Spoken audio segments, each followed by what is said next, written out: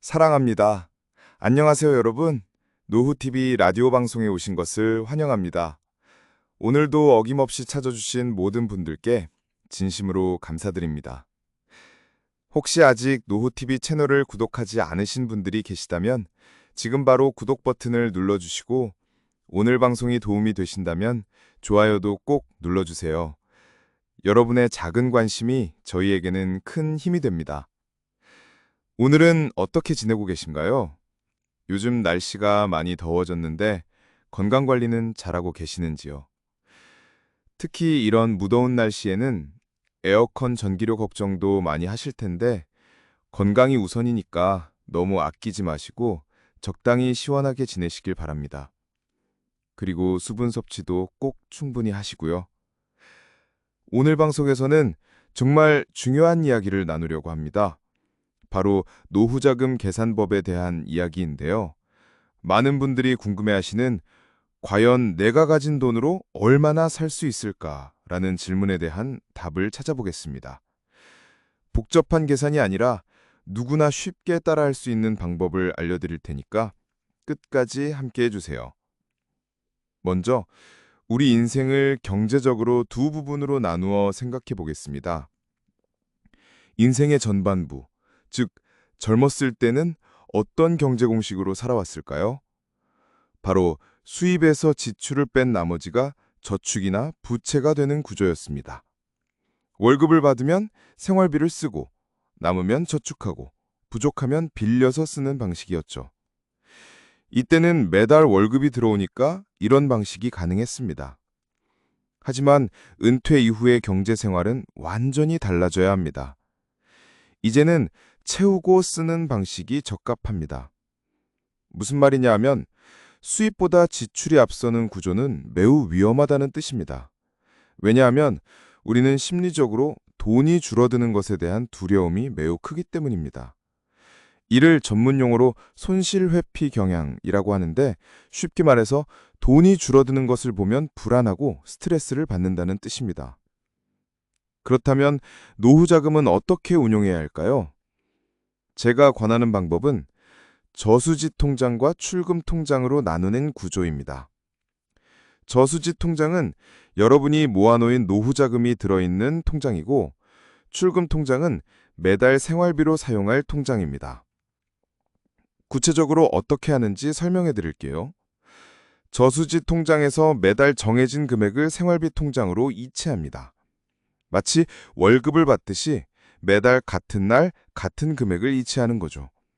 그러면 생활비 통장에서는 그 돈으로만 한 달을 살아가시면 됩니다. 이렇게 하면 입금과 출금이 분리되어 심리적으로 안정되고 계획적인 소비도 가능해집니다. 자, 그럼 이제 가장 중요한 질문입니다. 도대체 얼마씩 써야 하는 걸까요? 적정 노후 생활비는 어떻게 계산해야 할까요? 공식은 의외로 간단합니다.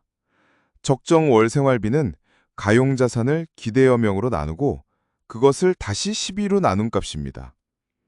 말로 하니까 복잡해 들리지만 실제로는 아주 간단한 나눗셈입니다. 예를 들어서 설명해 드릴게요. 62세 부부가 있고 이분들이 가진 자산이 5억 원이라고 가정해 봅시다. 그리고 남성의 기대 수명을 기준으로 계산해 보겠습니다. 통계청 자료에 따르면 62세 남성의 기대여명은 대략 23년 정도 됩니다. 하지만 사람마다 건강 상태가 다르고 생활 습관도 다르니까 세 가지 경우로 나눠서 계산해 보겠습니다. 첫 번째, 최대치입니다. 기대여명에서 5년을 뺀 18년을 기준으로 하면 5억 원을 18년으로 나누고 그걸 다시 12로 나누면 월 22만 6천 원 정도가 나옵니다. 두 번째, 평균치입니다. 기대여명 23년 그대로 계산하면 월 178만 원 정도가 나옵니다. 세 번째, 최소치입니다. 기대여명에 5년을 더한 28년을 기준으로 하면 월 147만 원 정도가 나옵니다. 그런데 여기서 중요한 것을 하나 확인해야 합니다. 현재 2024년 기준으로 2인 가구 최저 생계비가 월 221만 원입니다.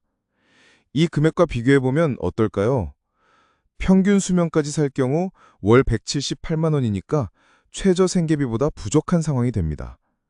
이는 5억 원의 자산만으로는 노후 생활비가 부족할 수 있다는 뜻입니다. 하지만 걱정하지 마세요. 여기서 국민연금을 빼먹으면 안 됩니다. 예를 들어서 이 남성이 월 100만 원의 국민연금을 받는다고 가정해 봅시다. 그러면 178만 원에 100만 원을 더해서 월 278만 원이 됩니다. 이 정도면 최저 생계비보다도 높고 적정한 노후 생활이 가능한 수준이 됩니다. 이렇게 계산해보면 큰 추가 노동 없이도 적정한 생활이 가능하다는 걸 알 수 있습니다. 물론 개인차가 있겠지만 이런 식으로 계산하면 자신의 상황을 객관적으로 파악할 수 있습니다. 만약 계산해본 결과 돈이 부족하면 어떻게 해야 할까요? 크게 두 가지 선택지가 있습니다. 하나는 소득을 창출하는 것이고 다른 하나는 지출을 축소하는 것입니다. 소득 창출은 근로나 사업을 통해서 추가 수입을 만드는 것입니다. 요즘에는 시니어 일자리도 많이 늘어났고 여러분이 가진 경험과 지식을 활용할 수 있는 기회도 많습니다. 지출 축소는 생활 패턴을 조정해서 돈을 덜 쓰는 것입니다. 그런데 이걸 효과적으로 하려면 먼저 자신이 어디에 돈을 쓰고 있는지 정확히 알아야 합니다. 여기서 제가 강력히 추천하는 방법이 바로 가계부 쓰기입니다. 가계부를 3개월만 써보세요. 그러면 낭비 요소가 보입니다. 정말 신기한 일이 일어납니다. 3개월 동안 가계부를 쓰다 보면 자신도 모르게 낭비하던 부분들이 눈에 보이기 시작합니다. 예를 들어서 매일 아침 카페에서 커피를 사 먹는다든지 필요 없는 물건을 충동적으로 사는 습관이라든지 이런 것들이 명확하게 보입니다. 그리고 이런 낭비 지출을 인식하고 나면 소비 구조를 개선할 수 있습니다. 가계부 쓰기가 어렵다고 생각하시는 분들이 많은데 요즘에는 스마트폰 앱도 많이 나와 있고 간단한 수첩에 써도 충분합니다. 중요한 건 얼마를 썼는지, 어디에 썼는지를 기록하는 것입니다. 그런데 여기서 한 가지 더 중요한 이야기를 해야 합니다. 바로 주택연금 활용에 대한 이야기입니다. 우리나라 가계자산의 약 65%가 부동산입니다. 쉽게 말해서 대부분의 자산이 집에 묶여 있다는 뜻입니다. 집은 살 곳을 제공해 주지만 그 자체로 생활비를 만들어주지 않습니다. 집값이 올라도 팔지 않으면 현금으로 바뀌지 않으니까요. 하지만 주택연금을 활용하면 집을 그대로 살면서도 매달 연금을 받을 수 있습니다. 그런데 주택연금 활용률은 아직 낮은 편입니다. 왜일까요? 여러 이유가 있습니다. 집값이 더 오를 것 같아서 아까운 마음, 자녀에게 물려주고 싶은 마음, 집에 대한 애착 등이 있습니다. 이런 마음들을 충분히 이해합니다. 하지만 생각해보세요. 집을 자녀에게 물려주는 것도 좋지만 여러분이 현재 편안하고 여유로운 노후 생활을 하는 것도 중요하지 않을까요? 자녀들도 부모님이 경제적으로 어려워하시는 모습보다는 여유롭게 지내시는 모습을 더 좋아할 것입니다. 주택자산을 활용한 현금 흐름 창출은 노후 삶의 질을 결정하는 핵심 전략입니다. 물론 신중하게 결정해야 하지만 선택지 중 하나로 충분히 고려해 볼 만합니다. 주택연금 외에도 집을 활용하는 방법은 여러 가지가 있습니다. 예를 들어서 넓은 집에 살고 계신다면 일부를 임대하는 방법도 있고 작은 집으로 이사해서 차액을 노후자금으로 활용하는 방법도 있습니다. 중요한 건 집이라는 자산을 그냥 묻어두지 말고 노후 생활에 도움이 되도록 활용하는 것입니다. 물론 이런 결정은 가족과 충분히 상의해서 내리셔야 합니다.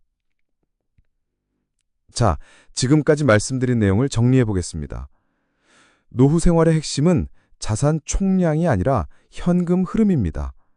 아무리 많은 자산을 가지고 있어도 그것이 생활비로 바뀌지 않으면 의미가 없습니다. 반대로 자산이 많지 않아도 정기적인 현금 흐름이 있으면 안정적인 노후 생활이 가능합니다.